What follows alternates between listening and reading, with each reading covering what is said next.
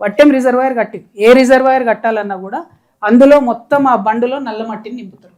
Vattem reservoir కింద 900 ఎకరాలు నల్ల మట్టిని తీసుకోవడానికి అప్పచెప్పడం జరిగింది ఆ ప్రాజెక్టు.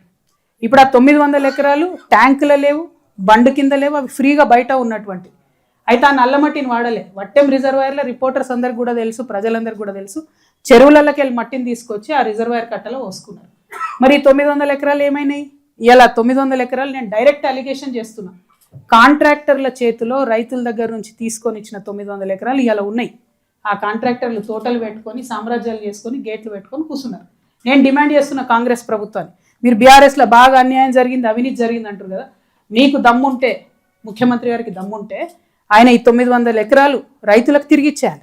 మీరు కాంపెన్సేషన్ ఇచ్చిందంతా 1,00,000, 3 లక్షలు, 2 లక్షలు ఇచ్చి తీసుకున్నారు. ఆ 900 ఎకరాలు కేవలం నల్లమట్టి కొట్టుకోవడానికి ఇచ్చిరు వట్టంకి. ఇచ్చేసేయండి రైతులకు. ఎందుకు ఇయ్యరు?